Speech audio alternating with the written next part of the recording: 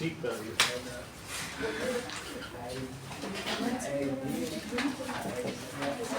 चलिए, सो ये हो चुका है ना।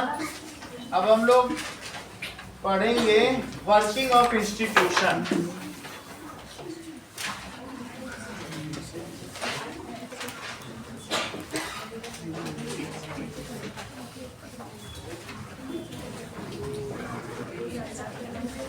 Now, governing a country involves various activities. Government is responsible for ensuring security of citizens, facilities, and also government has to take arrangement so that the lifestyle of native people should get upgraded. Government को क्या क्या चीज करनी पड़ती है?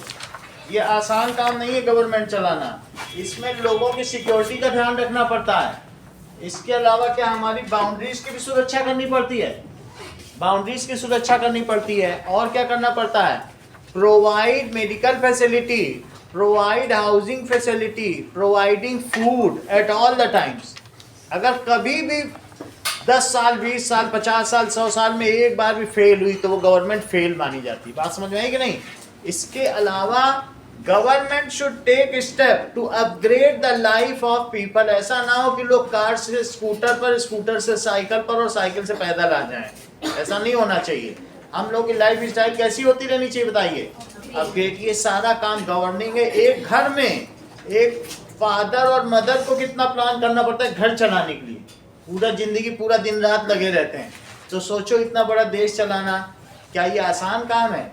इसके लिए government के कई इंस्टीट्यूशन है। गवर्नमेंट कोई एक व्यक्ति नहीं है, government is a group of people.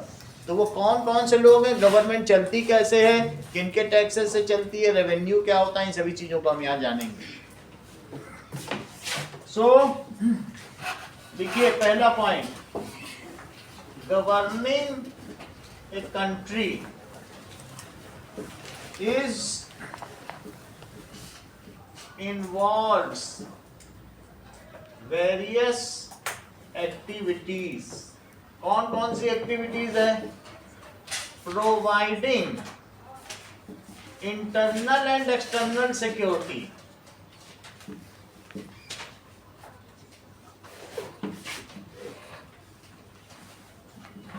घर में भी गुंडों से, गूंड से और इन सब से आक्रमण ना हो जाए और बाहर से कोई शत्रुओं से एनिमी अटैक ना हो जाए। इंटरनल सिक्योरिटी भी होती है। दूसरा क्या होता है? That is providing food security. ठीक है, हॉस्पिटल फैसिलिटी या मेडिकल फैसिलिटी और ट्रांसपोर्ट। एजुकेशन भी देना होगा क्या? एजुकेशन, ये सारी चीज देनी पड़ेगी। Okay, and housing facility, house भी देना।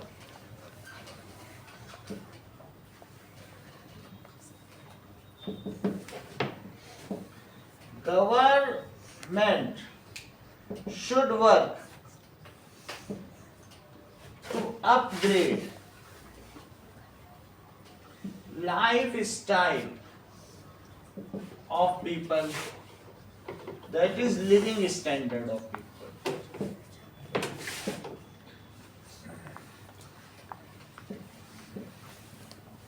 तो इन सब कामों के लिए क्या होगा बताइए? Such arrangements, these arrangements are made by some group of peoples.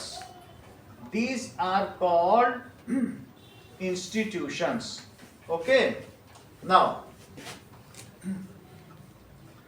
the above task, जो ऊपर का टास्क है, is accomplished। ये कैसे पूरा किया जाता है? by group of peoples selected and elected। इनका क्या मतलब है इसका? selected and elected। जो selected हैं, जैसे तुम्हारा सिलेक्शन हो गया, मेरा आईएएस में मम्मी सिलेक्शन हो गया, मेरा बैंक क्लर्क में सिलेक्शन हो गया, या कहीं भी सिलेक्शन हो गया चतुर्थ श्रेणी के रेलवे में। तो कुछ सेलेक्टेड होते हैं, कुछ इलेक्टेड होते हैं। चाहे वो सेलेक्टेड हो चाहे इलेक्टेड हो, जो सेलेक्टेड है वो पेड पर्सन होते हैं, सैलरी मिलती है, वो भी गवर्नमेंट है। तुम्हारी टीचर गवर्नमेंट है, वो गवर्नमेंट का पार्ट है। स्कूल भी गवर्नमेंट है, लिखा नहीं है ऊपर। तो इस तरीके से चाहे वो सेलेक्टेड हो या इलेक्टेड हो, या हमने जिन्हें चुन के भेजा वो इलेक्टेड है, वो सभी वो लेजिस्लेचर में चले जाएंगे। और जब तुम सिलेक्शन होगी, बहुत तेज हो पढ़ने में, तो तुम एग्जीक्यूटिव में चली जाओगी, कार्यपालिका में। तो बात समझ में आ गई, ये सब गवर्नमेंट, सेलेक्टेड और इलेक्टेड, तो वो ग्रुप है, ठीक है। So government works along with institutions, these are parts of institution। ये किसके द्वारा इलेक्ट किया जाता है? अगर तुमसे पूछा जाए इंस्टीट्यूशन क्या है, तो ये 3 विभाग गवर्नमेंट के कौन से हैं? दैट इज इंस्टीट्यूशन, यानी विभाग। तो these are called, इन्हें क्या कहेंगे? इंस्टीट्यूशंस। अब जरा आगे देखेंगे।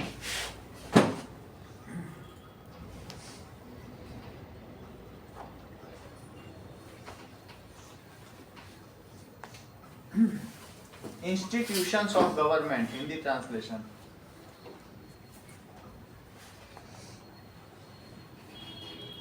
इनको कहेंगे सरकारी संस्थाएं, इन्हें गवर्नमेंट इंस्टीट्यूशन या संस्थान कहते हैं। तो गवर्नमेंट के इंस्टीट्यूशन यानी वर्किंग ऑफ इंस्टीट्यूशन का मतलब क्या है? Working of institution, Hindi translation. संस्था या संस्थान, समझ में आ गई बात आपको? अब आगे देखिए, दैट दीज इंस्टीट्यूशंस आर, ये कौन कौन से इंस्टीट्यूशंस हैं? Legislature, executive and judiciary. The fourth institution, these are called 3 pillars of democracy। अगर ये तीनों ठीक से काम करें, and these are autonomous, ये इस पर किसी का दबाव ना हो। ये ना हो कि लेजिस्लेचर इसको दबा ले, नेता आ जाए पुलिस के पास, कहेगा अभी हम आ रहे हैं, यहाँ के सांसद बन के देख लेंगे तुमको। तो ये सही चीज है? नेता पुलिस को ना दबा पाए, पुलिस नेता को न दबा पाए, जज को कोई ना दबा पाए, सब अपना अपना काम करें। They do not breach their limit, they know their powers, but they do not want to dominate over others power. दूसरे की पावर भी डोमिनेट नहीं करना चाहिए। However everybody should be autonomous. अगर ऐसा होगा तो डेमोक्रेसी अच्छी चलेगी। तो क्या ये 3 पिलर्स हैं? सो these are 3 pillars of democracy. Now the 4th pillar of democracy is media, which awaken the people and make aware them. हमें अवेयर कौन कर रहा है? तुम कैसे जानती हो किसी भी चीज के बारे में, मोदी सही है या राहुल सही, कैसे जान पाती हो? मीडिया के द्वारा। इस पे कॉलर है, हाँ? इस पे कॉलर है, किसका है? मोहम्मद करके लिखा है। मोहम्मद किसका? नहीं है।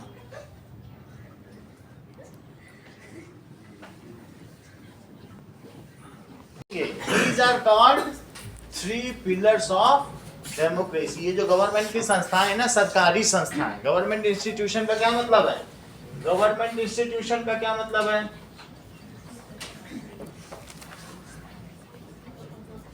सरकारी संस्थान। सरकारी संस्थान की जब बात आपसे की जाए तो पहला है दैट इज विधायिका, दूसरा क्या है? कार्यपालिका, और तीसरा न्यायपालिका, न्यायपालिका, जुडिशियरी। सर द अबव की बात करें। द अबव टास्क, ये टास्क किसके द्वारा अकम्प्लिश किया जाएगा? These are 3 pillars of democracy. 4th pillar, now it is 4th pillar is media. Media में सब कुछ है, प्रेस भी है, जो भी आप देखते हैं, गूगल भी है, और इसके अलावा जिसके द्वारा आप सूचना प्राप्त करें वो मीडियम ऑफ इंफॉर्मेशन जो दे वो media. That is 4th pillar. यहाँ उसके बारे में बात नहीं की जाएगी। इंडिया। अब देखो, democracy works well when these three institution works well.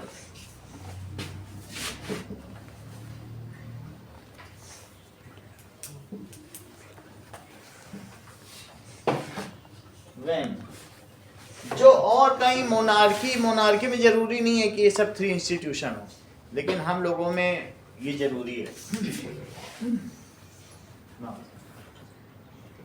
When these three institutions works well, तभी होगा। They should, उनका जो their powers and their duties should, ये किसमें लिखी होती हैं? These are notified in constitution। कहाँ लिखी हैं? Their powers, उनको अधिकार भी मिले हैं, और क्या उनके कुछ कर्तव्य भी हैं। Duties are mentioned in constitution.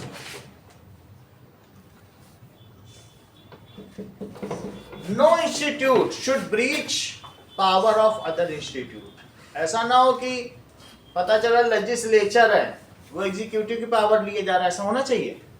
So no institute can ये क्रॉस देयर लिमिट। ब्रीच ज्यादा अच्छा वर्ड है, breach power of other.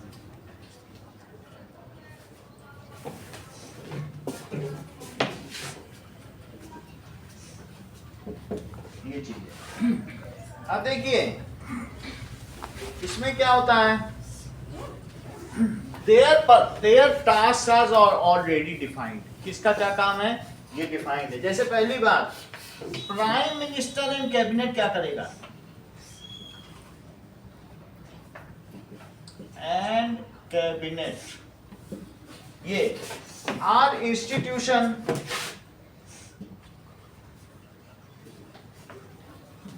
taking policy decision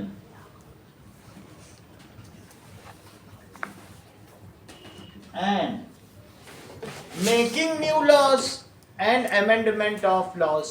कहीं पर ऐसा भी होता है ना कि किसी भी कोई नियम बदलने पड़ते हैं या उनमें सुधार होता है। and making new laws या amendment of laws। This is part of, ये किसका पार्ट है? Allotting budget। क्या यही लोग हैं जो अलॉट करते हैं budget for making bridges, dams? कौन लोग अलॉट करते हैं? क्या लोकसभा में फाइनेंशियल बिल बनता है 20,000 करोड़ इस डैम के लिए भाखड़ा नगर, ये कौन देता है? कहाँ ये बजट बनता है बताओ? तो अलॉटिंग न्यू बजट्स, ठीक है, फॉर न्यू इंस्टॉलेशंस, इन सब चीजों के लिए बनते हैं कि नहीं? Allotting new budgets, allotting budgets for किसके लिए? For projects. और इसके लिए क्या, और इसके क्या क्या काम होते हैं बताइए? डिसाइडिंग फॉरेन पॉलिसी, किस देश से मैत्री रखनी और किस देश से दुश्मनी, ये कौन डिसाइड करता है? डिसाइडिंग फॉरेन पॉलिसी, ये सारी चीजें ये कौन करेगा? And it is part of legislature. ये किसके पार्ट है? लेजिस्लेचर। दे कम अंडर ये किसके, नहीं, ये लेजिस्लेचर।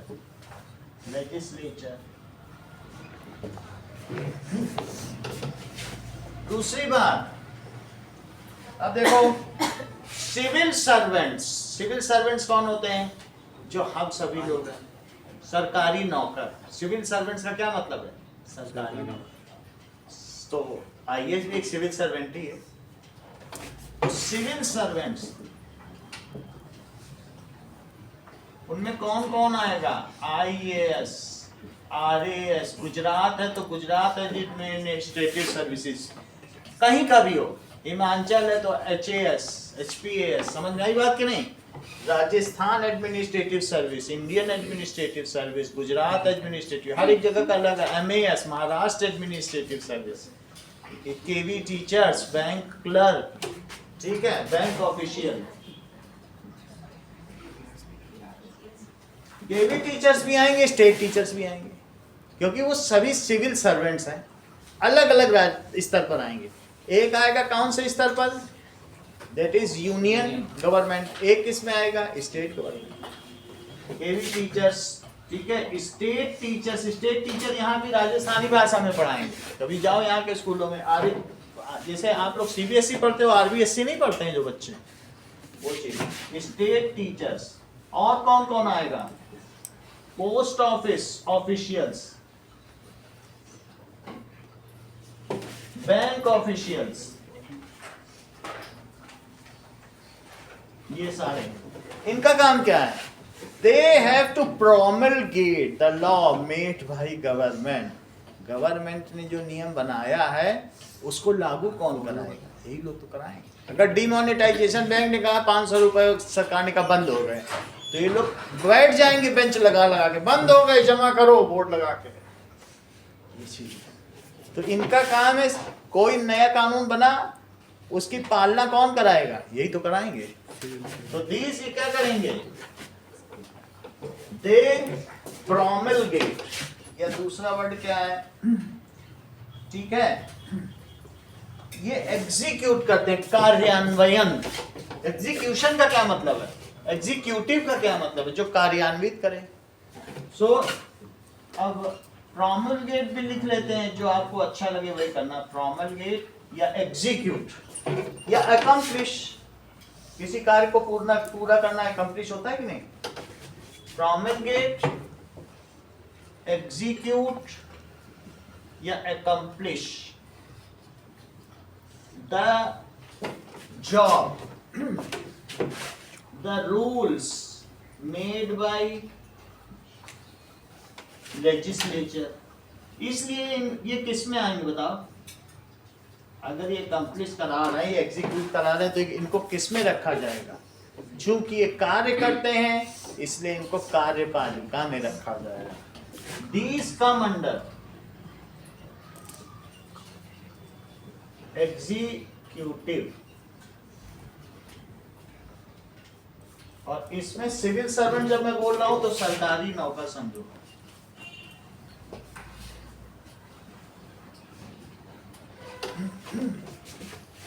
तीसरी चीज क्या है?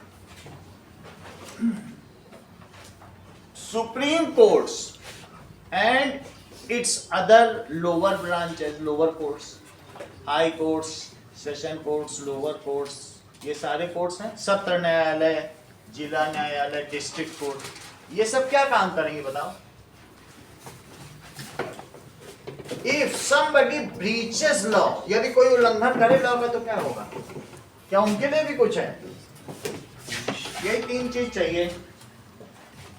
If someone violate law या breach law, कोई उल्लंघन करे, then Supreme Court and its जो और सबऑर्डिनेट कोर्ट्स हैं या लोअर कोर्ट्स,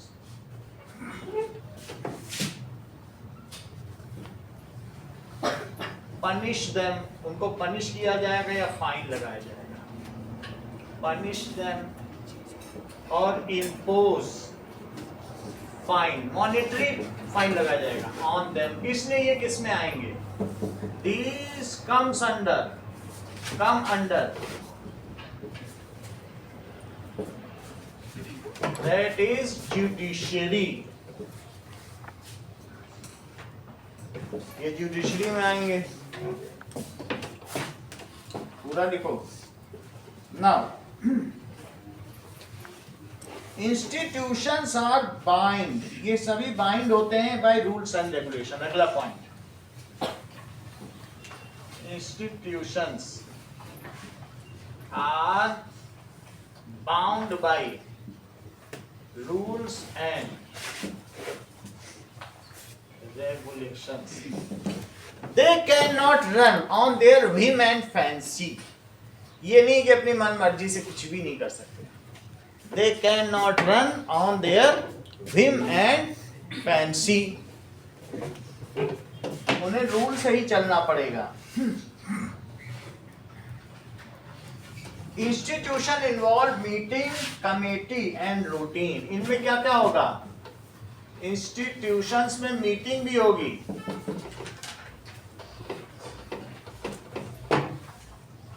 अब जैसे बैंक है तो मीटिंग कर ली तो कर ली, नहीं तो अब लोकसभा राज्यसभा में तो मीटिंग होती है।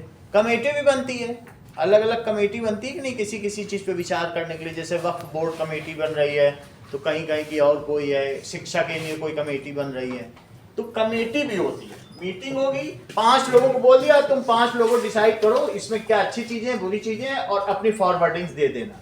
अब वो इन 5 लोगों को हमने ले लिया, इसमें कांग्रेस की, एक बीजेपी की, एक समाजवादी की, एक बीएसपी की, एक जेडीयू के, 5 लोगों को ले लिया गया। ये लोग अपनी फाइंडिंग दे देंगे कि ये ठीक है, ये नहीं चाहिए। उसी को कहते हैं ज्वाइंट पार्लियामेंट्री कमेटी, JPC। क्या कहते हैं? Joint parliamentary. वो अलग अलग विचार प्रस्तुत करती हैं, जैसे राम राजन कमेटी, ऐसे न जाने कितनी कमेटियां बनी और उनके विचार आगे बढ़ाए गए। मंडल आयोग, मंडल कमीशन, ऐसे बना कि नहीं, और सब famous committee. It involves meeting, committee भी होगी,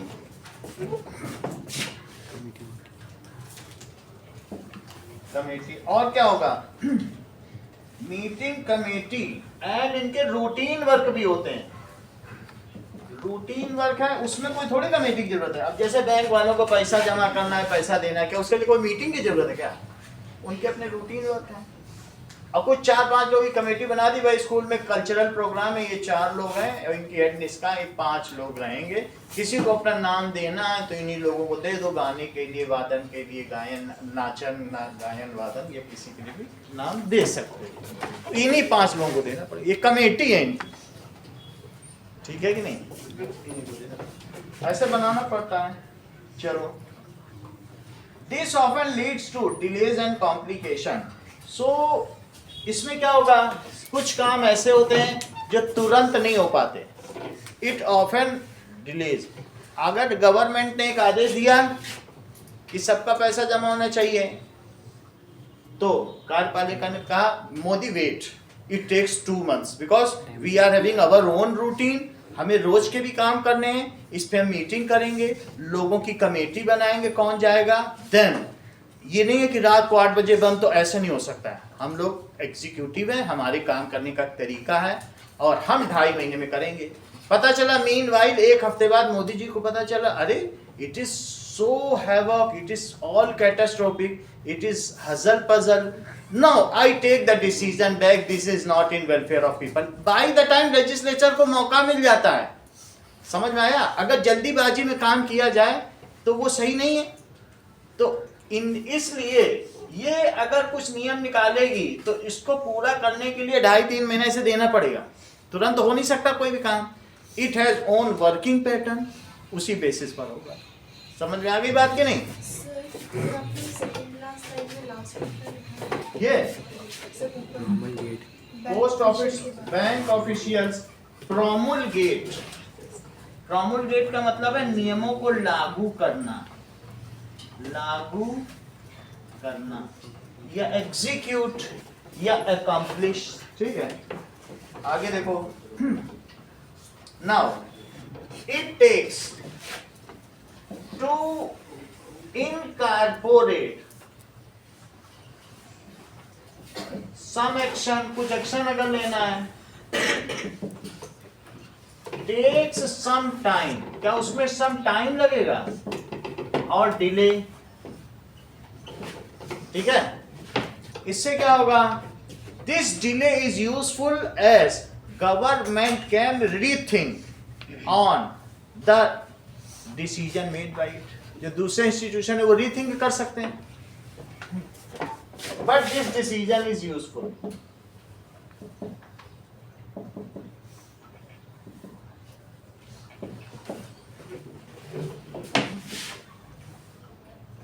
किसी ने गलत काम किया 2.5 महीने 3 महीने तो सुप्रीम कोर्ट भी सजा देने के लिए लेता ही। ये नहीं कि आज ही उसने मारा, पता चला उसको दूसरे प्रूफ मिल गए, साक्ष्य मिल गए, गवर्नमेंट ने कहा रे सुप्रीम कोर्ट बोला रे इसको तो फांसी दे दी, ये तो निर्दोष था। कम से कम 3 महीने 4 महीने मिलेंगे तो सारे एविडेंसेस तो आ जाएंगे। सो दैट यील्डिंग का मतलब है कि किसी को भी, जैसे हमने मारा इनको, ये यील्ड कर गए, this yielding is very good. Yielding का मतलब है पीछे चले जाना, हम मार रहे हैं। So when something it does not hit the democracy very hard, जब कोई एक एक्शन लिया जा रहा है तो लोगों को मौका मिल रहा है। अल्टीमेटली किसको मौका मिल रहा है? क्रिमिनल को भी मौका मिल रहा है, तो देश का ही तो वासी है। हमको मौका मिल रहा है, हमको 3 महीने 4 महीने मिले नोटबंदी के लिए, और 2 महीने मिल गए कि भाई नहीं हो पाया, तो अच्छा है कि नहीं? So it is, but this delay, जो डिले है क्या वो यूजफुल है? Delay is useful. आगे देखो, अब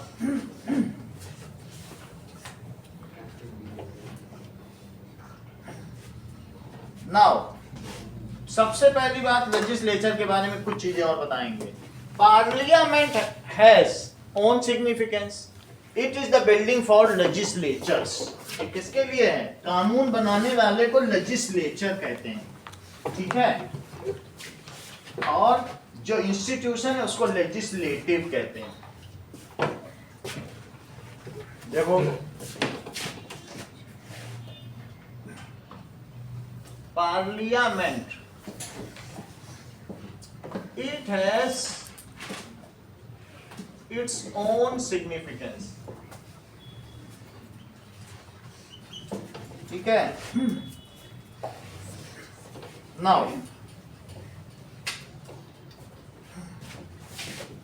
it is group of elected representatives which are sitting in bicameral houses। द्विसदनीय सभाओं में बैठेंगे। कौन कौन से 2 सदन? इन bicameral हाउस, ठीक है। बाइकैमेरल हाउस कौन कौन से हाउस है बताइए? Upper house and lower house, which is combinedly called parliament. Upper house and lower house, it is combinedly called parliament, ठीक है। Now its members are called members of parliament.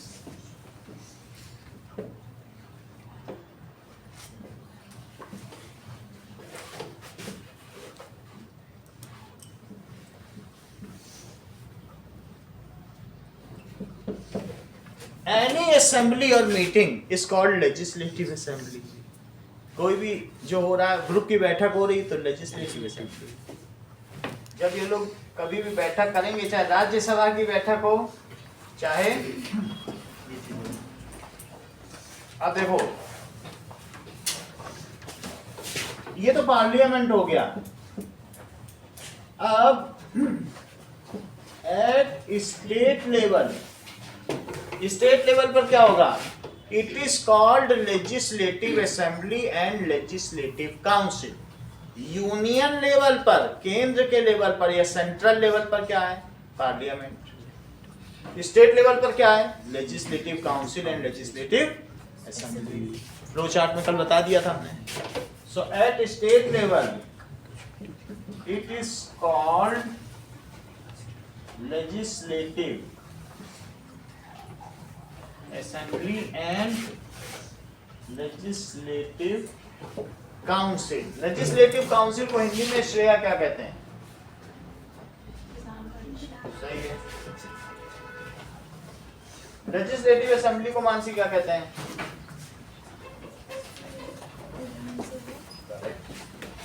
अब देखो नाउ ये बात हो गई। Lok Sabha is called house of people and Rajya Sabha is called, बता दिया मैंने, काउंसिल ऑफ स्टेट्स। आपसे पहले बताया है, क्योंकि वहां राज्यों के मेंबर्स आते हैं, सभी राज्यों के, इसलिए उसका नाम ही पड़ गया राज्यसभा। जिस राज्य में जितने लोग हैं उसके हिसाब से वहां लोग आते हैं, राज्यों से चुन के आएंगे, और वो राज्यों के बहुत बड़े बड़े लॉरेट हैं, विद्वान, इसलिए उसे क्या कहते हैं? तो लिखो लोकसभा के बारे में। लोकसभा, ये 3 मार्क्स का क्वेश्चन है। लोकसभा इट इज कॉल्ड, इसे हाउस ऑफ कॉमन्स भी कहते हैं या हाउस ऑफ पीपल, क्योंकि हम ही लोग चुन के भेज रहे हैं। तो आप भी चुन के जा सकती हैं, ये भी चुन के जा सकती, कुछ भी नहीं, इसके लिए कोई योग्यता चाहिए? कुछ नहीं चाहिए। तो it is called house of people, ठीक है। Now their members are called MP, member of parliament, MP कहते हैं बस, एंड देयर टेन्योर इज,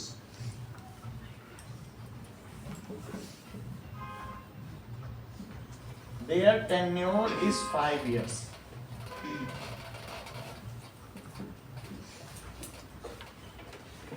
इनका 5 साल का टेन्योर है। Now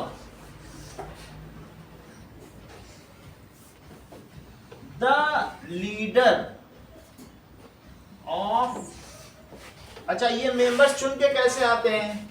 These members are elected by general elections. इनको क्या कहते हैं? General elections held every after 5 years. There are 543 seats for these members in it. Its members are elected. इन्हें कौन इलेक्ट करता है? By common people. इसीलिए तो ये हाउस ऑफ कॉमन्स है। हम लोग इन्हें हाउस ऑफ पीपल कह रहे हैं, अमेरिका में हाउस ऑफ कॉमन्स कहा जाता है। बाय कॉमन पीपल थ्रू किस इलेक्शन के द्वारा Nishka? Through general election.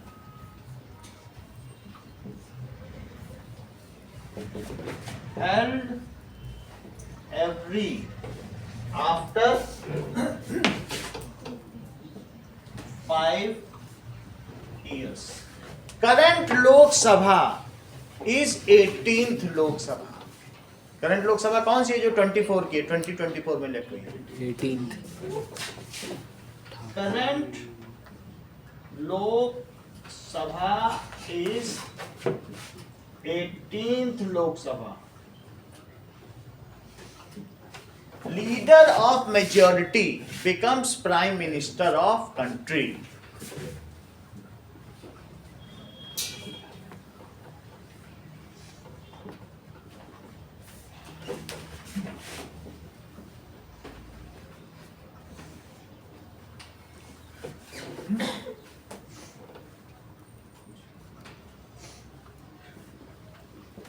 Majority जो भी होगी, that is party which wins with majority, यानी 50% or more seats runs the government, वही गवर्नमेंट रन करेगी। Party which wins 50% or more seats run government। PM appoints some leaders as cabinet ministers. इन्हीं में से जो मेन होंगे, 4-6 बार जीत के आए होंगे, बहुत एजेड हो सकते हैं, 60 साल के भी हो सकते हैं। Prime minister appoints some MP, कुछ MP of its own party। वो कांग्रेस वाले को थोड़ी ना बताएगा, अगर बीजेपी जीती है तो क्या दूसरी पार्टी बना देगा? नहीं, अमेरिका में दूसरी पार्टी के को भी बना सकता है, यहाँ नहीं ऐसा। वो जो सबसे काबिल है उनको बना सकता है। तो इसीलिए सारे लोग, अगर बाइडेन जीते हैं तो बाइडेन जय बाइडेन जय बाइडेन, क्या हम ही को बना दे सब? क्योंकि दूसरी पार्टी भी उसी की हो जाती है, पूरा संसद जिसको चाहे बना दे, सब उसी की स्वामी भक्ति करते हैं। PM appoints some MP of its party as cabinet minister. उन्हें क्या बना देगा? Party S cabinet. Cabinet minister जैसे बताओ कौन कौन मिनिस्टर? होम मिनिस्टर, गृह मंत्री, जैसे तुम्हारे घर में तुम्हारी मम्मी गृह मंत्री हैं, गृह मंत्रालय चलाती हैं, ऐसे विदेश मंत्री, भैया तुम्हारा विदेश मंत्री जाके लड़ जाता है सबसे, वो कौन हो गया? Foreign minister.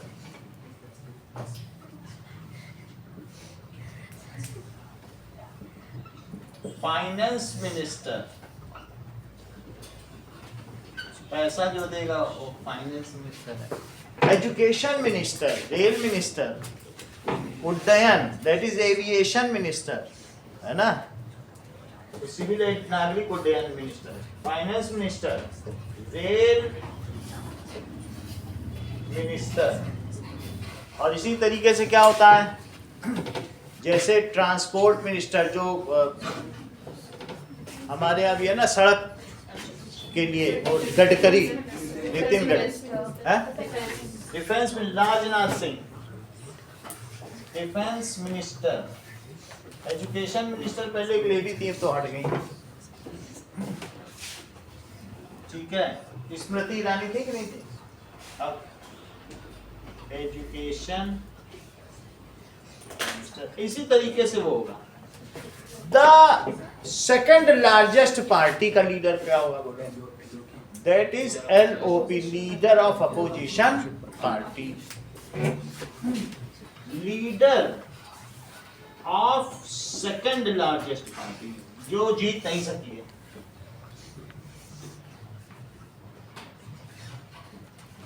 Six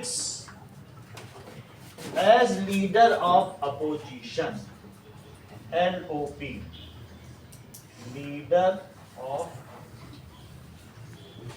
opposition.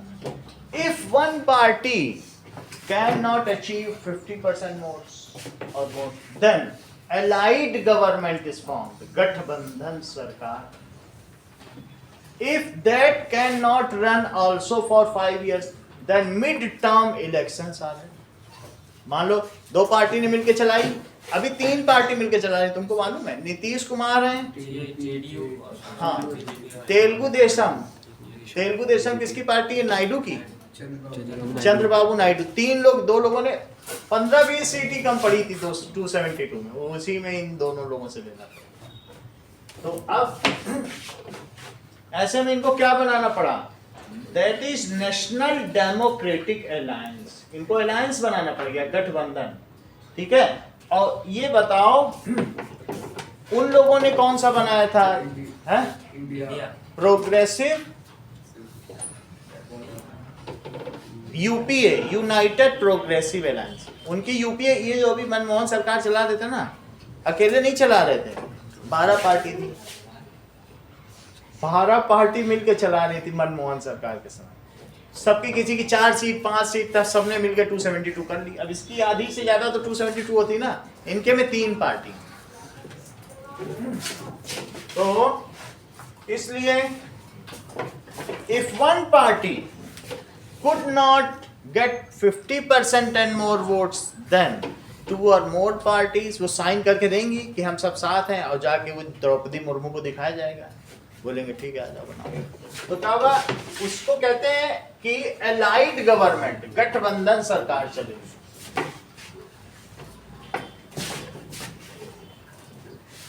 And if that alliance can not run for 5 years, तो क्या होगा बताओ? Mid-term elections are held. If some candidate dies or resigns, then by-poll By-election. elections are. If one party could not get 50% or more seats, then two or more parties, ठीक है, make alliance बनाएंगे, जैसे कि NDA, अभी NDA है, इसका मतलब क्या बोलो, नेशनल डेमोक्रेटिक, राष्ट्रीय लोकतांत्रिक गठबंधन, डेमोक्रेटिक अलायंस, और उसके यूपीए, यूनाइटेड संगठित प्रगतिवादी गठबंधन, प्रोग्रेसिव अलायंस। अभी तो इंडी गठबंधन है, पता नहीं उसका क्या नाम है, किसी को पता हो? इंडी अलायंस बोलते हैं कि नहीं, इंडियन पता नहीं, नेशनल डेमोक्रेटिक, और आई का क्या मतलब है, ये समझ में आ गई बात कि नहीं? If it does not run for 5 years,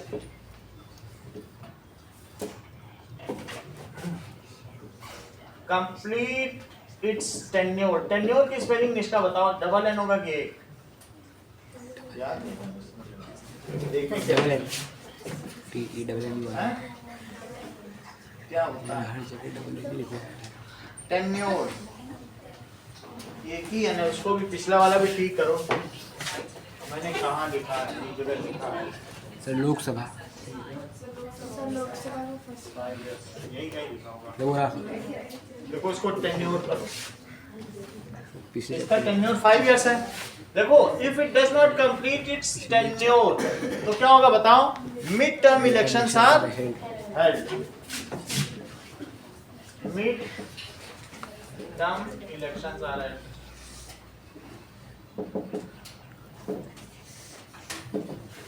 If some MP dies, then by-poll elections are. मेरी बात की नहीं, if some MP dies or resigns, then by-poll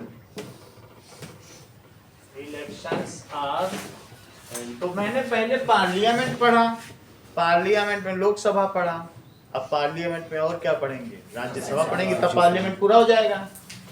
if president desires, president is the head of nation, first person of nation, if president desires, तो क्या होगा बोलो,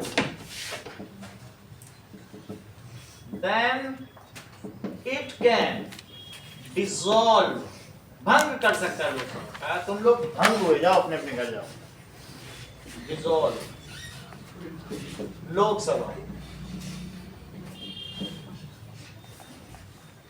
इसको कहते हैं कि लोकसभा को भंग कर सकता है। लोकसभा इज रन बाय, इसे कौन रन करेगा, speaker, current speaker is Om Prakash Birla, इसे सभी पार्टी मिलकर इलेक्ट करती हैं, लेकिन जो मेजॉरिटी में होगी उसी का स्पीकर होगा, ठीक है। नाउ लोकसभा मीटिंग को कौन रन करता है, meetings are run by speaker, Lok Sabha speaker नाम होगा उसका, लोकसभा स्पीकर। करेंटली कौन है, ओम प्रकाश, बीकानेर के हैं, प्रकाश बिरला, ये चीज हो गई। Meetings are run by, Lok Sabha takes decision on financial, ठीक है, फाइनेंस मैटर पर ले सकता है।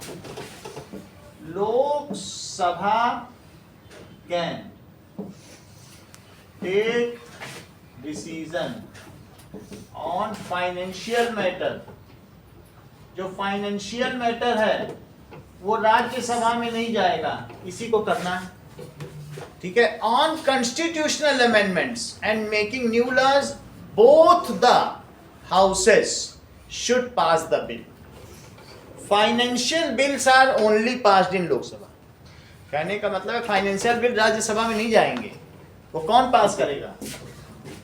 तो financial bills are only passed only in Lok Sabha. Passed only in Lok Sabha. Constitutional amendments, ठीक है, ये constitutional amendment bills should be approved by both the houses.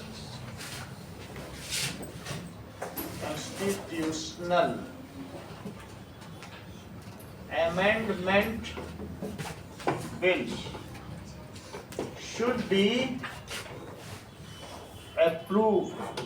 दोनों जगह की 50-50% जब तक कंसेंट नहीं होगी, 50% वोटिंग, तब तक कोई संविधान का संशोधन नहीं हो सकता, ठीक है। और अगर बहुत ही बेसिक संशोधन करना है संविधान की जो मुख्य धाराएं हैं, तो जितनी 28 स्टेट्स हैं 14 स्टेट को भी पास करना, बहुत लंबा प्रोसेस है। जीएसटी का जब बिल आया था, हम लोग रोज कहते थे लो केरला में भी आ गया, अरे यहाँ भी हो गया, 14 स्टेट ने पास कर दिया। लोकसभा राज्यसभा ने तो कर ही दिया था, जब 14 स्टेट ने भी कर दिया तब जीएसटी लागू हुई। बात समझ में आ गई कि नहीं? तो अगर बहुत बेसिक हैं जो फंडामेंटल वाले हैं, तब संशोधन उसको वैसे करना, should be approved by both houses. ये चीजों में लोकसभा के बारे में सारी चीजें हम लोगों ने पढ़ ली। पार्लियामेंट के बारे में पढ़ा, और पार्लियामेंट के हमने दो कौन से देखे, लोकसभा एंड राज्यसभा। और अब क्या पढ़ने जा रहे हैं?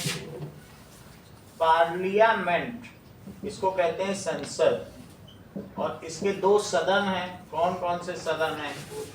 दैट इज लोअर हाउस को क्या कहते हैं, एंड अपर हाउस। इसको लोकसभा कहेंगे, and it is Rajya Sabha. It is house of people या हाउस ऑफ कॉमन्स कहते हैं। अब देखो राज्यसभा के बारे में देखो,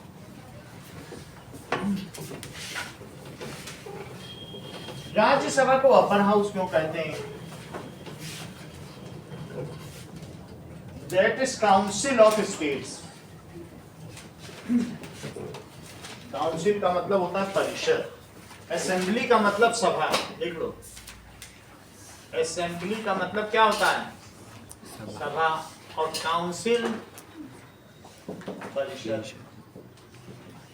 सभा तो गीदड़ों की भी होती है, लेकिन परिषद तो विद्वानों की ही होती है। ये इसमें बस लोग कॉमन लोग चुन के आते हैं, तो सभा बैठा ली। सभा तो गांव की भी होती है, ग्राम सभा। परिषद होने के लिए बहुत चुने हुए लोग होने चाहिए, परिषद ऐसे सामान्य लोगों की नहीं बनती, ठीक है। अब देखो नाउ राज्यसभा में क्या है कि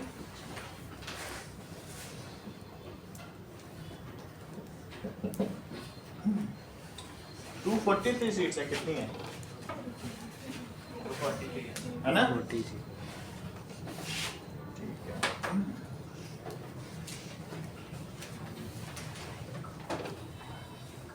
There are 243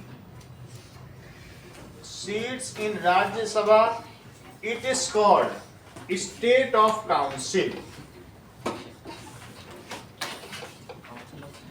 Council of States. So there are 243 seats in Rajya Sabha. It is called Council of States. राज्यों की परिषद है।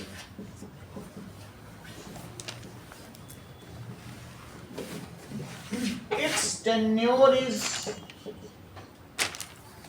6 years. इसका tenure 6 years है। Every after 2 years, 1/3 मेंबर्स, ठीक है, आर रिप्लेस। ये तो तुमने बता दिया था ना कैसे रिप्लेस किए जाते हैं।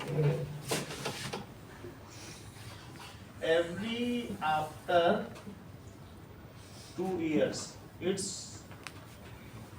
members are replaced. Its members are not elected by common people. इसे हम लोग नहीं इलेक्ट करते हैं। Its members are, इसकी सीट्स ग्रीन है और इसकी सीट्स रेड है। So its members are not elected by common people. These are elected by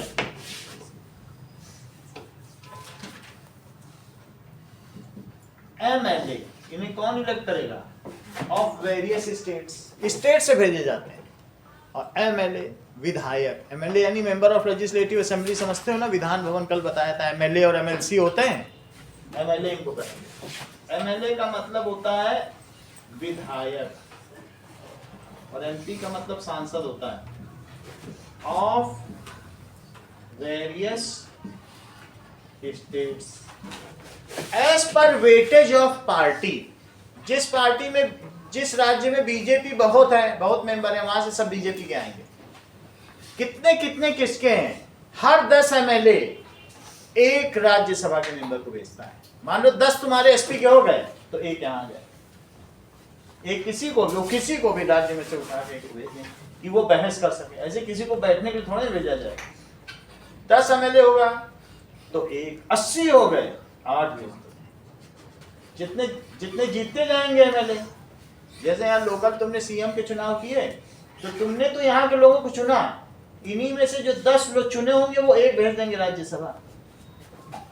समझ में आई बात कि नहीं? तो ये वेटेज वाइज हुआ कि नहीं? इनका इट इज प्रिसाइडेड बाय, इसकी अध्यक्षता कौन कर रहा है? बोलो। Vice president. It is presided bye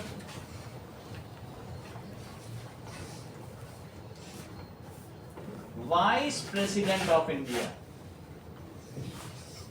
of India शान तुमने बताया नहीं, ये तो तुम तो इन सब चीजों में बहुत आगे हो। It is presided bye vice president of India, ठीक है कि नहीं? सोशल साइंस तुम्हारी अच्छी। तो अभी कौन है वाइस प्रेसिडेंट ऑफ इंडिया?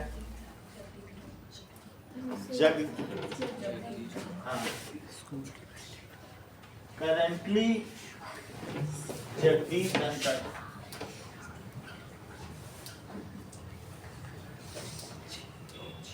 अब ये देखो राज्यसभा में कितने मेंबर हैं?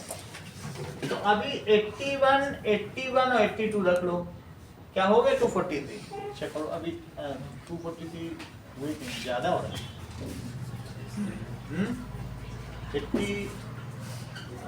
243 है ना? 81 ही रखो, फिर हो गया 243। नहीं हो गया 243। अब मान लो 2000 में इनको चुना गया, 2000 में, सब समझो अभी अभी राज्यसभा बनी है। इन लोगों से कहा 2000 में कि 81 तुम लोग चुन के गए, अभी ये चुने भी नहीं गए। जब सबसे पहली देश में राज्यसभा बनी थी तो 81 ही मेंबर थे। ऐसे समझो अभी अभी देश आजाद हुआ है, तो अभी कितने मेंबर चुन के जाएंगे? 81। 2 साल और बाद हुआ, 2 साल और हुआ तो कितना आ गया बोलो? 2002। अब इसमें 81 और आ गए, मेंबर बढ़ गए, डबल हो गए। 2 साल और होने दो। अब कितना साल हुआ बताओ? 2004। 81 और भेज दो, हो गए पूरे। अब क्या आने वाला है बोलो? 2 साल बढ़ रहा हूं। अब बताओ क्या आएगा? 2006 का। इनसे कहा गया भाई तुम 6 साल मजे कर लिए, अब हटो, नए 81। सही है। 2008 आया, इनके भी 6 हो गए क्या? इनको भी हटा दिया, अब बोले नए 81। फिर 2010 इनके भी हो गए क्या? 4 से 10 तक, इनको भी हटा दिया। नहीं बोलो, बात समझ में आ गई? पूरी कभी एक साथ नहीं बदलती है। इतने मेंबर अनुभवी रहेंगे, सिर्फ इतने ही नए आएंगे, उसमें तो पूरी बदल जाती है। लोकसभा में सब चुन के आते हैं। तुम कहाँ से? हम बलिया से, हम बनारस से। आओ हाथ मिलाएं। ऐसे होता है, उन किसी को पता ही नहीं देता, लोकसभा में सब नए नए आते हैं। वैसे तो सब वही नेता वही चुनेंगे जाएंगे, थोड़े बहुत बदलते हैं, लेकिन वो सब पूछते हैं, मिलते जुलते हैं आपस में। 25 पैसे की तो रोटी मिलती है वहाँ पार्लियामेंट में, सबसे सस्ती, बढ़िया ना। ये तो बात हो गई। सो यहाँ पर president is the part of parliament, but president is not the part of any house. President क्या है? ये सारी चीज राज्यसभा के बारे में तुमको बता दी। इसका टेन्योर क्या है? 6 years है। It cannot be dissolved by. It cannot be dissolved by, क्योंकि इसे वाइस प्रेसिडेंट कर रहा है।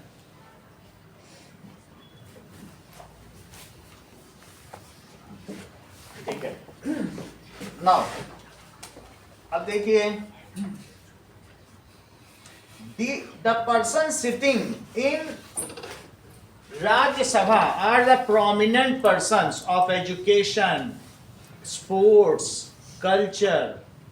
रेखा, सचिन तेंदुलकर सब यहीं बैठते हैं। ठीक है। Here persons sitting are famous persons of various fields. Famous persons of various fields. अलग अलग फील्ड्स होंगे, जैसे स्पोर्ट्स, लिटरेचर, सिनेमा। ठीक है, ऐसे अलग अलग फील्ड के होंगे।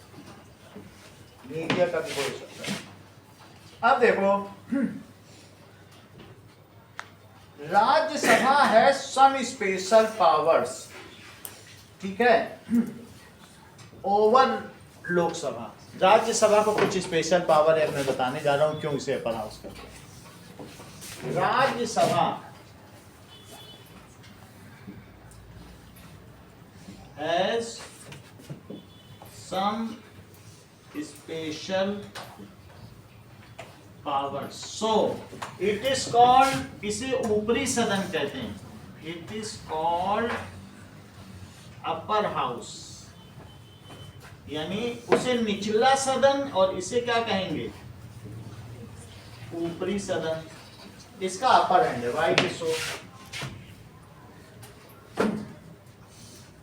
देखो,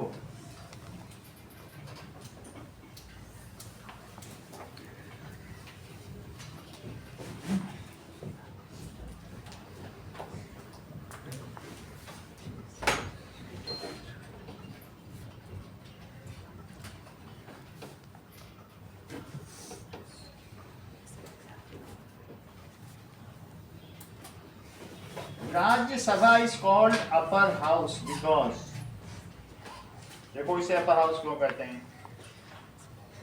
तो it represent the states and union territories of Indian union. तो why it is called Rajya Sabha as upper house?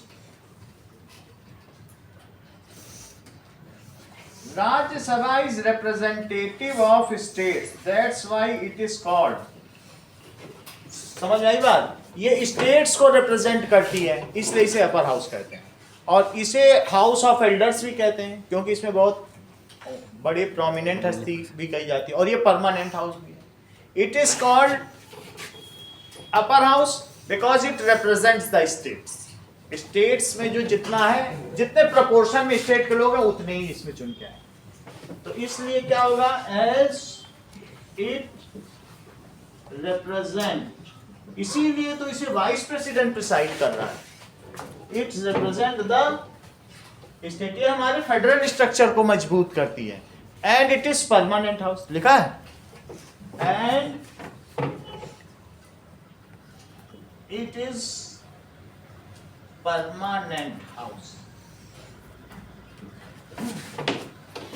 अब एक इंपॉर्टेंट चीज कि प्रेसिडेंट के बारे में,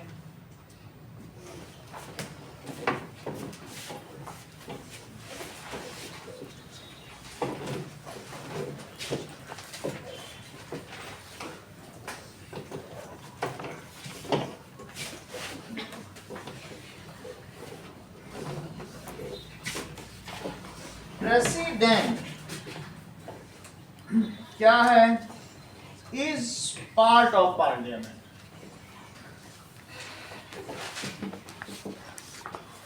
पार्ट ऑफ हमने यहां लिखा था, यहां गड़बड़ी की है। एक इसमें ये लिख लो प्रेसिडेंट, ये फ्लो चार्ट गलत है। पार्लियामेंट में 3 चीज लिखो। प्रेसिडेंट है, लोअर हाउस ऑफ, सही है? 3 चीजें होती है। Part of parliament, he is first person of country and क्या है? Supreme leader of country. Supreme leader सबसे बड़ा। He is also that is commander of 3 armed forces. Supreme leader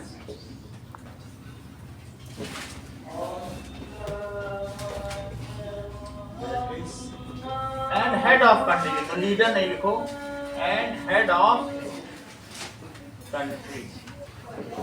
He is commander of 3 armed forces, army, navy, air force का commander यही है।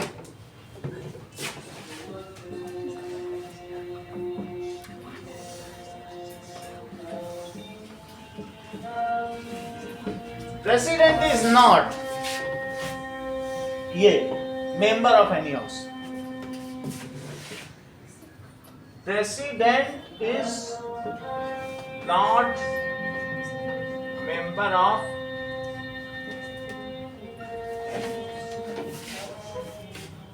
his tenure is for 5 years and he is elected by parliament and that is state legislatures। विधानसभा, विधान परिषद, लोकसभा, राज्यसभा, ये चारों member मिलकर इसको चुनेंगे। सब मिलकर चुनेंगे, हम आप नहीं चुन सकते। द्रौपदी मुर्मू को कौन चुनेगा? That is lower house, upper house, legislative assembly, legislative council. ये तो प्रेसिडेंट एक पोर्टफोलियो है। हम यहाँ पर इसलिए ऐसा कह रहे हैं क्योंकि तो अदलता बदलता रहता ना, तो ही शी करके लिख लो। वो तो कभी कोई रामनाथ कोविंद हो जाएंगे, कभी कोई हो जाएगा। हमें एक उनके बारे में, रूल के बारे में बात करें। प्रेजेंटली में ही ऐसे भी लिखा जाता है इट इज, इट लिख सकते, ऐसा लिखा जाता है, कॉमन भी चलाया जाता है, दोनों कई जगह देखा गया। ही नहीं लिख के इट लिखा जाता है। उस पोर्टफोलियो के बारे में बात कर रहे हैं। He is not member of any house, it is elected by. ये प्रेसिडेंट को कौन इलेक्ट करता है बोलो? प्रेसिडेंट इज, मोदी ने बोला द्रौपदी मुर्मू को हम बनाना चाहते हैं, तो उन्होंने अपने कोई दूसरा लीडर खड़ा कर दिया कांग्रेस ने, ठीक है, वो जीत नहीं पाए। और द्रौपदी मुर्मू, क्योंकि सब जगह बीजेपी की सरकार है, एमएलए भी सबसे ज्यादा बीजेपी के हैं, तो इनकी जीत हुई। नॉमिनेट वही करता है, जो मेनली मेजॉरिटी पार्टी है वही नॉमिनेट करती, सब लोग उसको चुन लेते हैं, यही तो होता होगा। इसलिए क्या होगा? प्रेसिडेंट इज इलेक्टेड बाय, किसके द्वारा इलेक्ट होगा? Members of parliament, Lok Sabha. Lok Sabha के मेंबर्स को ज्यादा वेटेज है क्योंकि वो 2.5 लाख लोगों का प्रतिनिधित्व करते हैं, जबकि विधायक 25,000 लोगों का करता है। जो पूरा जोधपुर है ना, इसमें 10 विधानसभाएं हैं, समझ में आया? सरदारपुरा, अरविंद नगर, ऐसे। और पूरा जोधपुर का एक आदमी जो कौन है, गजेंद्र सिंह शेखावत, वो जाके दिल्ली में बैठेगा, और यहाँ छोटे छोटे सब अलग अलग जो जीत के जाएंगे वो जयपुर में बैठेंगे।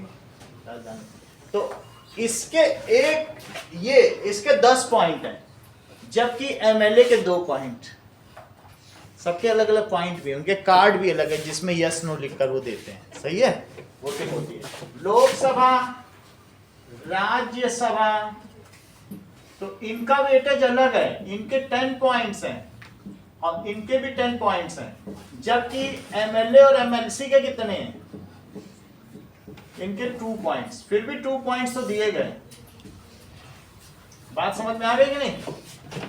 ओके, सबको अलग वेटेज है, इनके इनके कुछ भी बोलने का ज्यादा वेटेज, ये सब मिलकर चुनते हैं, हम आप नहीं चुनते। ठीक है, president can be removed by only महाभियोग impeachment 2/3 persons of both the houses if say that Draupadi Murmu should be abdicated from its post, then Draupadi Murmu should quit the post. 2/3 बहुमत के द्वारा हमारे राष्ट्रपति को महाभियोग के माध्यम से दोनों सदनों के द्वारा हटाया जा सकता है। क्या आप इसके लिए राजी हैं? नो। हम हमारी राष्ट्रपति, हम क्यों राजी होंगे? नहीं। So that is president can be removed from its post by impeachment. ये सारे MCQ हैं जितने मैं लिखा रहा हूँ, इस पे बहुत क्वेश्चन आते हैं।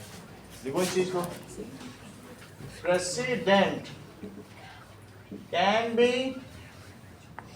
removed from its post by impeachment. कोई बहुत बड़ा अभियोग लगा दो, महाभियोग। महाभियोग ज्यादा बड़ा होना चाहिए, छोटा मोटा नहीं कि देश के साथ गद्दारी की है, ऐसा नहीं छोटा मोटा कि नॉनवेज खाती है, दारू पीती है, सब नहीं चलेगा। बहुत बड़ा अभियोग कि देश के साथ गद्दारी की है, देश के हितों को बेचा है, देश के सीक्रेट से, तभी होगा महाभियोग। ठीक है, ठीक है। Which should be passed by both the houses by 2/3 majority, which should be passed by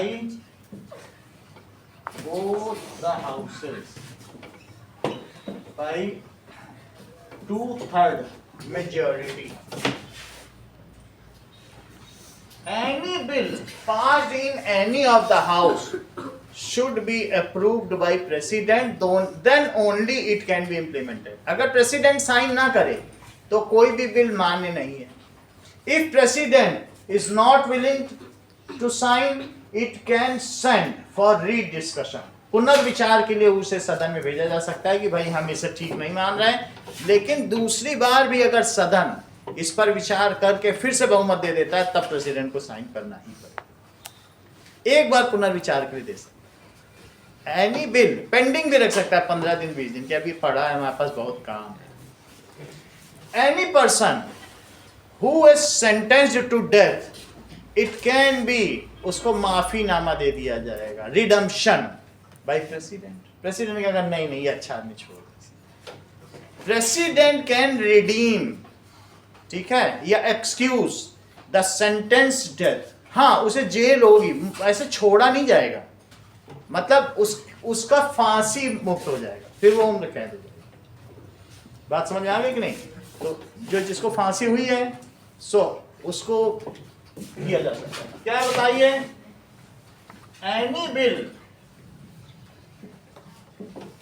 ठीक है, which is passed in any house, which is passed in any house, ठीक है, उसे कौन साइन करेगा? Should be signed by president, then only it is valid. It is valid, तभी ये valid होगा। प्रेसिडेंट कैन, और क्या कर सकता है? Excuse, that is sentence of death of any criminal.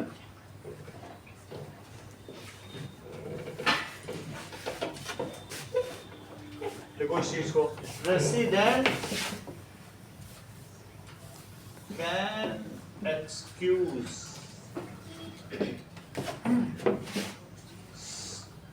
Death sentence of any person.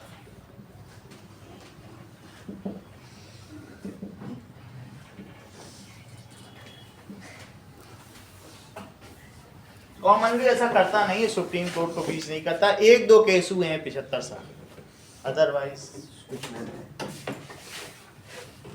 इतनी बात आपको समझ में आ गई।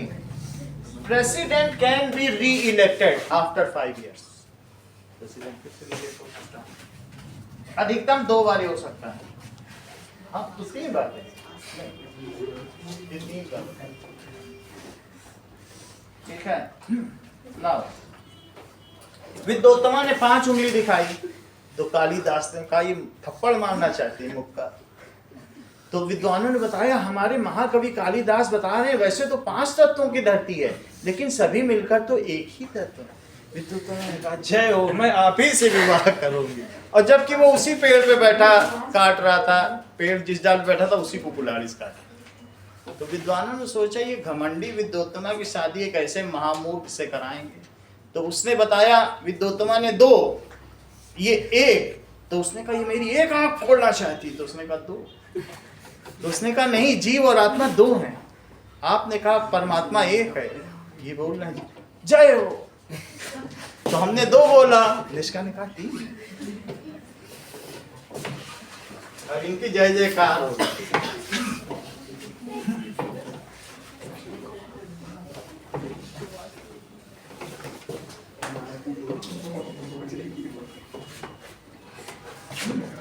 नाउ ये बात हो गई। अब अगला देखिए, आपको बता दिया गया है सब लेजिस्लेचर के बारे में पूरी जानकारी मैंने आपको दे दी। अब आप आइए एग्जीक्यूटिव, दैट इज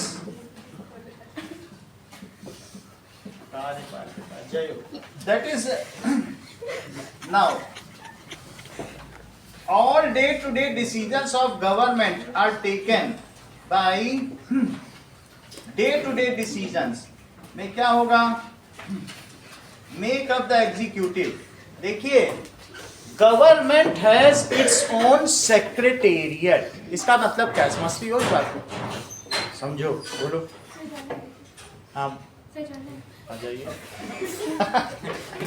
हाँ बताइए, आप भी कुछ बताइए। सेक्रेटेरिएट का क्या मतलब? यस, सचिवालय।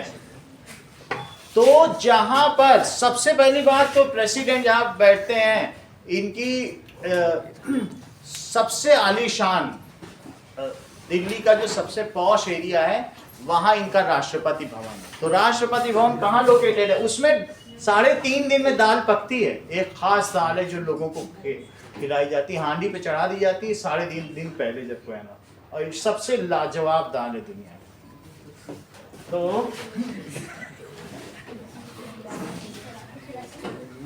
सब और मतलब जितने प्रधानमंत्री को शान और शौकत है उससे 10 गुना ज्यादा शान और शौकत। 7 घोड़ों के रथ से आते जाते हैं, प्रधानमंत्री दरवाजा खोलता है। तो हर तरफ सबसे नंबर 1 पे कौन है? Rashtrapati Bhavan of India is located है।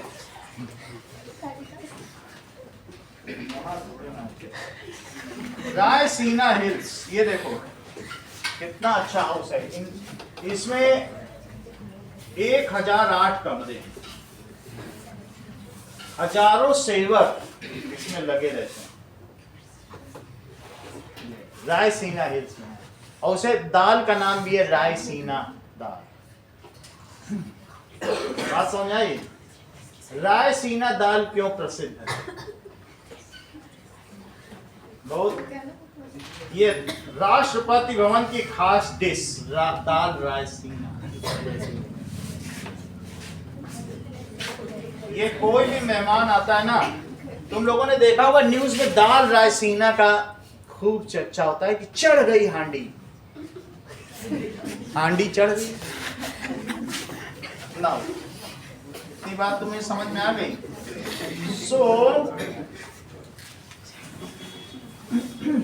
देखिए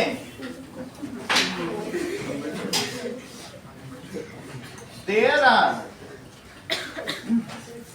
2 kinds of executive. One is political executive and other is permanent executive. कुछ पॉलिटिकल एग्जीक्यूटिव भी हैं, जैसे आप सुने होंगे कि अजीत डोभाल 5 साल के लिए चुने गए, थोड़े टर्म के लिए चुने जाते हैं ना, वो पॉलिटिकल एग्जीक्यूटिव सरकार चुन लेती है, भैया हम बहुत अच्छे लोग हैं, इनको 5 साल के लिए हायर कर लें। और कुछ परमानेंट है, जैसे तुम्हारे केवी टीचर। तो इसलिए day to day decisions are taken by executive. जरा ध्यान दीजिए वहां पर, ये तो तुमने देख लिया सचिवालय, सेक्रेटेरिएट देखो, ये देखिए नाउ, ये यहाँ का सचिवालय ऑफिशियल वेबसाइट। अगर तुमको भारत को, ये आईएएस हैं, आईएएस अफसर्स हैं, समझो ये प्रधानमंत्री को 12 आईएएस मिलते हैं, गृह मंत्री को 3, फाइनेंस मिनिस्टर को 2, इन सबको 2 एक मिलते हैं, प्रधानमंत्री को 12। वो बताते हैं मोदी ऐसा करिए वैसा करिए तो ऐसा हो जाएगा, सबसे टॉप मोस्ट पोस्ट है। तो डे टू डे डिसीजन कौन मोटिवेट करता है? नेता लोगों को कुछ पता होता है क्या? यही सब करते हैं तुम्हें। और ये यहाँ बैठते हैं, यही पीएमओ हाउस भी है, प्राइम मिनिस्टर्स ऑफिस, सब सीक्रेट डॉक्यूमेंट यहीं पर है। अगर तुमको देश को बर्बाद करना है तो सचिवालय पे बम फोड़ दो, पार्लियामेंट में ना फोड़ो, वैसे तो गधों की मौत होगी। अगर तुम्हें असली लोगों को टारगेट करना है, यहीं बैठे, यहीं दिमागदार लोग।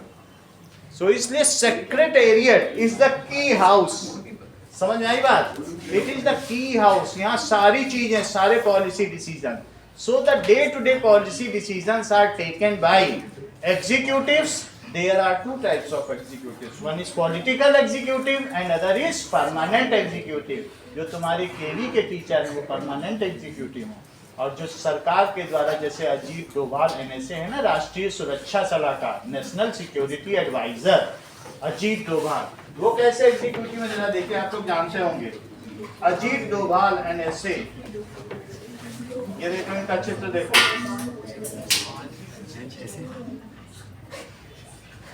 राष्ट्रीय सुरक्षा सलाहकार हैं, तुम लोग जानते होंगे।